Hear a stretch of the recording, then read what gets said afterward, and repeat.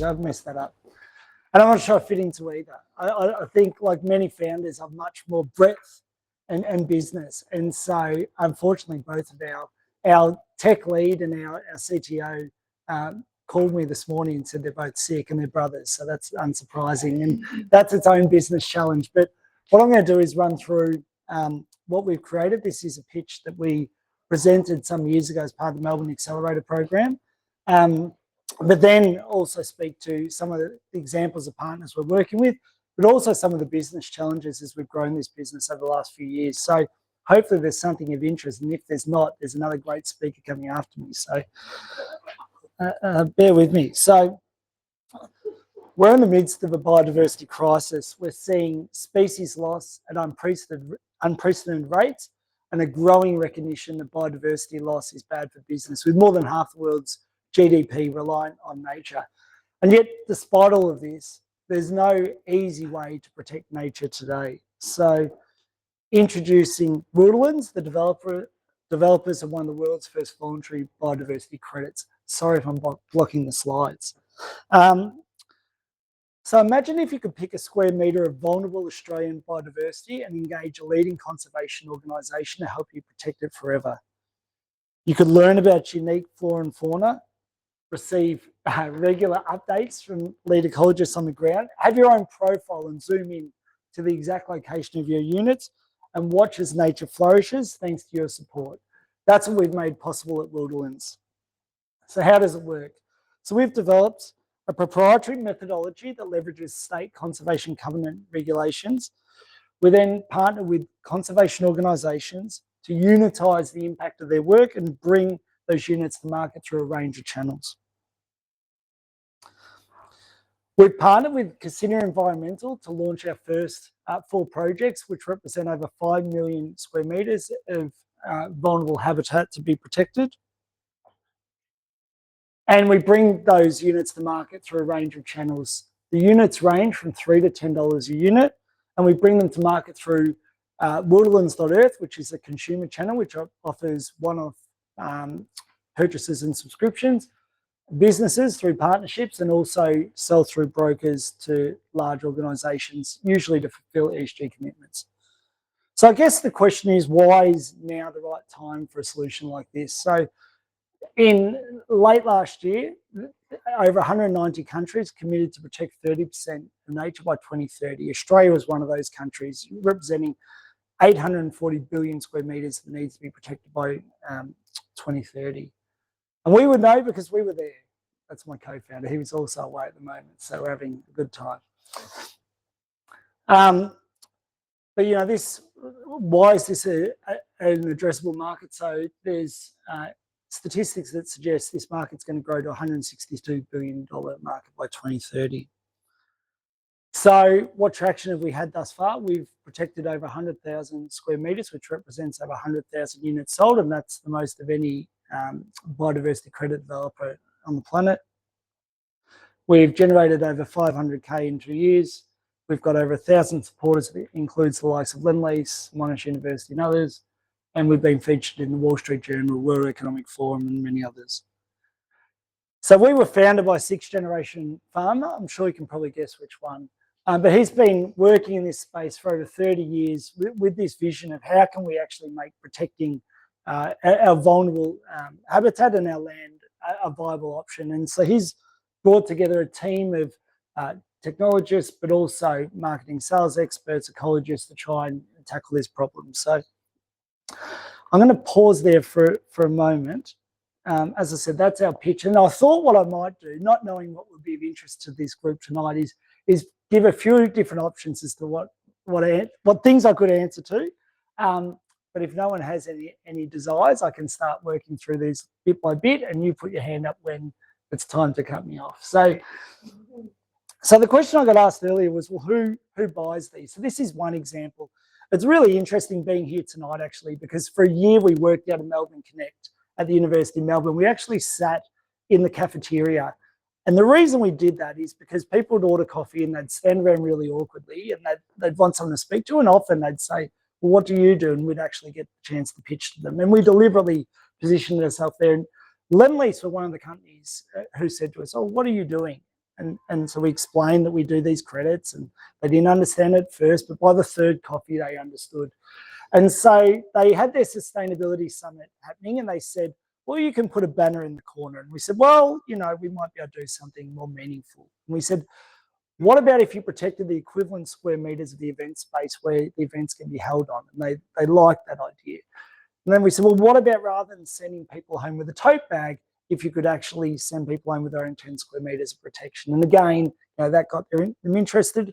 And then we worked with a company called Foria to create an augmented reality experience in the space that brought the space to life. So people had birds flying around their head, they had species on the wall, and it actually brought nature into an urban environment. And I think one of the challenges when you're dealing with biodiversity or any space is how do you actually simplify the conversation and make it accessible? And so I'll play a very quick video now. This may or not. I don't think the sound will work. Just imagine it. It was great. That's all right. All good. This might be because of Well, this is the second example. So what we learned through that, and this is, I guess, where I mentioned about our role as founders being about breadth and business. The challenge around protecting nature is, why do I need to protect it today? Like, often this is not necessarily a problem someone has. So one of the things that was really an incidental and interesting learning from that was events are a really good sweet spot for us as a business, because they have a time that they're going to occur and a decision has to be made working back from that. So we were then approached by Adelaide Festival, who again were interested in, they'd heard about what we do, but they weren't sure how it would fit. Now, in the case of Adelaide Festival, what we did was come up with an idea that meant for every ticket that sold, people attending could unlock their own square meter. So I guess to give you a sense of our, I don't want to use the term tech stack, because I know this room's probably going to rip that apart, but our technical environment would be, we've got a registry that houses our units. We've got, I guess, an e-commerce platform that enables the sale of those units. And then what we're finding more and more is our registries needing to connect to different platforms. And one of the interesting things that's happened over the last 2 years is we initially launched working through an agency, and we actually acquired the team to bring them in-house in the last year. So I guess that's often a question startups are faced with, is when do you need to bring those technical capabilities in-house? For us, the critical bit for me was when the incentives weren't aligning, that actually what was happening was our outsourced technical team were delivering against scope, budget, timeframe, and what we needed them to do was actually help inform what the work it is they're doing. So bringing them in was really important, and particularly as we started to get more demands from partners wanting to connect to different platforms. But yeah, Adelaide Festival was a really interesting one. What they supported was this project in South Australia that we do that's delivered in conjunction with the traditional owners of that region. Again, I won't dwell too much on this. This is another example, and I'll move pretty quickly through this. So Live Body, again, this is an e-commerce platform. So they came to us again interested in how could they have impact, but impact, I guess, with a more tangible component. So in this case, like, they're basically two girls who are on the block. They're super influential. They're very trendy, far more trendy than we could be. And so they started off with this idea where for every sale they made on Earth Day, they would enable customers to unlock their own 1 square meter of protection. That proved successful. And then what we did, we worked with them for a year to create a product that was actually inspired by one of the projects we protect. So everything from the ingredients through to the smell, through to the color of the product has been, I never realized how much went into a beauty product, and I didn't expect to be standing up speaking about one that we created, but here we are. But yeah, this product launched recently. It's in Myers and other stores, but it basically, for every product sold, it protects a square meter of this particular project.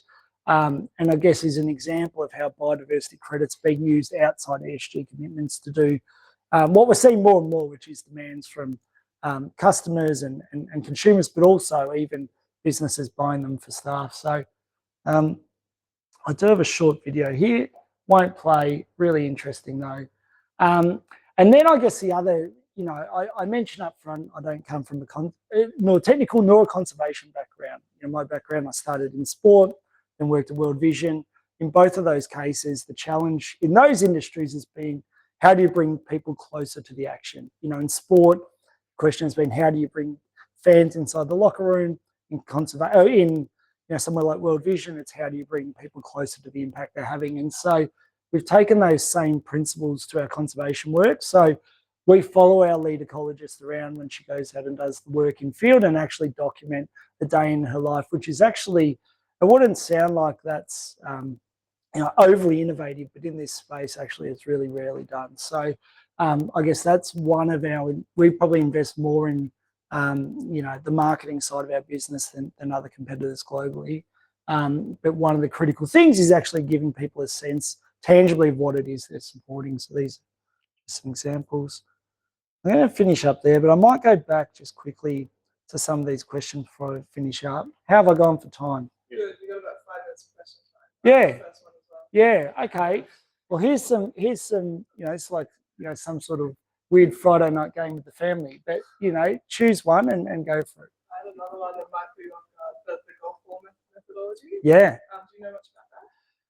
I know as much as our videos told me. Yeah. That's, Yeah, so essentially my understanding is, like what's really interesting about, I actually went out and to that project, to the untrained eye, mine was very untrained. This just looks like a field. But what I discovered was actually grasslands are one of the most threatened ecosystems because they're one of the most, I guess, misunderstood and easily destructed. And so this particular project, I believe, and I can see some people not in the room could probably jump in, but I believe what that methodology is about. You drop the golf balls and then the visibility helps you understand the level of coverage in that particular area, and you're looking for certain scores. So there's a 30-second video that actually explains it really well. But that's my understanding is you've got like a square meter plot and you're dropping the golf balls, and depending on the coverage will give some indication of the health of that area. Also, it might help inform the type of species that's particularly, suitable for. Biodiversity famously. How are you guys doing? Yeah, I'm so glad you asked. Thank you. I feel like this. Would you mind just repeating the question before you answer it, because you've got a microphone? I hope I haven't been muffling that. So biodiversity, how do you measure it? And this is really, really interesting. I didn't actually really speak to the 2 core promises we make. So our unit's based on 2 promises. One is permanent protection, which we achieve through leveraging state conservation covenant regulations. So basically we have covenants over all of our properties that mean that they have to be permanently protected. It also means the money we raise, a portion of it goes direct to the landholder immediately. The rest goes into a trust paid over time. So should that land be sold, it always ensures that land can be that work can be continued by the landholder. Our lead ecologist also designs further plans that sit over the top of that, and so we also have, it helps fund the first 20 years of management. So that's our approach: a 1 square meter unit permanently protected and actively managed for 20 years. But we're part of groups like the UN Biodiversity Credit Alliance, and this is a constant discussion and debate, and often posturing around how will we create this universal agreed goal. I have to say, like, our conditions are the envy of our peers because we have top-down regulation that we can leverage and helps create this independence and enforceable promises. Whereas some of our peers in South America and the like, their promises are more difficult to fulfill.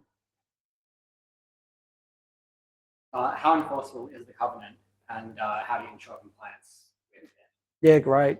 So legally enforceable, so on title legally enforceable and overseen. Yeah, overseen by the state government. So this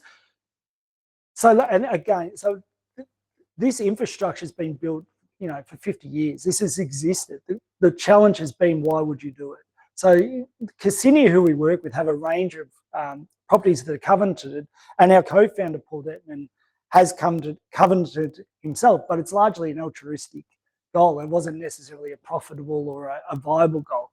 And so what we've tried to do is actually make this a viable path for landholders to protect nature, but also be, I guess, financially rewarded for that. So we're inundated with landholders wanting to come onto our platform or to embrace our methodology. We just don't necessarily have demand. What's interesting is, so we launched pre the 30% of nature by 2030 goals being committed to, pre the government committing to launching a nature repair market. All of these things didn't exist when we launched, but what we're seeing now is businesses having to start consider how do they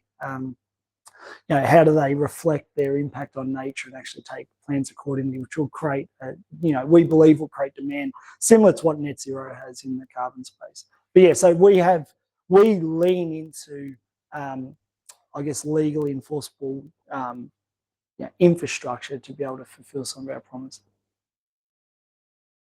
Just interested in the shifting from B2C to B2B, Yeah. particularly because one of the cool things about seeing the consumer side of things is that connection, the individual connection to the environment. Yeah. And how does that carry over to ESG? Do they have the same? Yeah, great. Yeah, thanks for asking that question, actually. So, it was really hard. At the end of year one, basically we looked at everything we'd done and went, where's the money come from? What products do we have in market? And we realized we're doing too much. So we launched as a B2C platform on the belief of actually a few interesting beliefs. One was people care about the planet. Probably true. Two, people will pay to care about the planet. Definitely not true. And even more so, people will pay repeatedly. So why is protecting 11 square meters better than 10? Why is and so it's really, really difficult. And so some of those examples, I showed you what we discovered through that was actually a few things. One, if another business paid, individuals might take action to actually unlock that. So in Adelaide Festival, in all these examples, B2B2C, we saw that actually, the consumer and the customer weren't the same people, and that worked.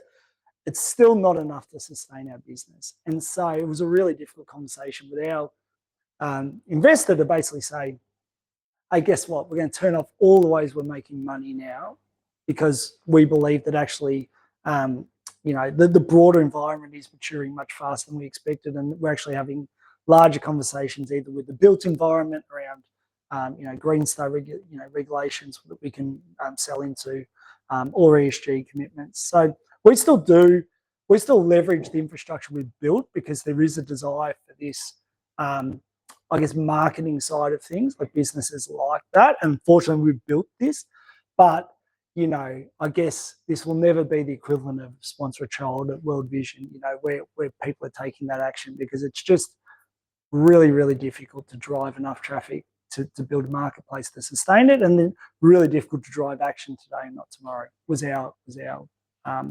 reflections. I think that'll be the last question. Yeah, great. I guess when starting, we're very idealistic. Do you feel like you're making the impact you wanted? And if not, how do you reconcile with your own initial hypotheses? Yeah, I'm super pessimistic. So but I definitely joined a team of immense optimists. When I joined the business, I'd worked around startups. I worked at Melbourne Accelerator Program. I headed marketing for Melbourne Connect. I'd seen enough startups to understand what realistic goals look like. And I would say we were a long way off when I first joined the business. So I guess we have a really, the couple of things that have been interesting for us as a business, I think are interesting anyway, is you always get told as a startup that you need to be global to be investable, or you need to be global to be competitive. I would argue we can build a big enough business in Australia to have serious impact. And, we fortunately have an investor who has a very patient long-term view. I wouldn't say we're VC investable, and I wouldn't want that pressure on us, and the market just won't mature fast enough for that. I view our role in this as being I don't really mind whether we have the impact, but I want us to be part of the catalyst that is the impact. So, whether we have the impact or someone else does, I don't really mind because we're all screwed if action doesn't happen. So, I guess I'm a real Seth Godin devotee, and years ago he basically said, doesn't matter where you are, doesn't matter what you've done, it is all of our job now to protect the planet. And if you've had no skill in it, guess what? You've got to start. So I guess that's how I viewed it, as almost like a calling, which was like, I need to step into it. But yeah, I would say like we have the ability to attract. I would say the world is shifting to value nature faster than I expected it. And there's things that operating like regulation would, that are going to mean that that's going to happen sooner than that. So yeah, but look, my co-founder was pretty flat. He thought he'd conquer the world in a year, I reckon. Yeah. This recorded, isn't it? Yeah. I can edit it out. Yeah, But no, it's that's actually all being right. broadcast live. So Yeah. okay, well, thanks a lot, Heath. No, thank Brilliant. you.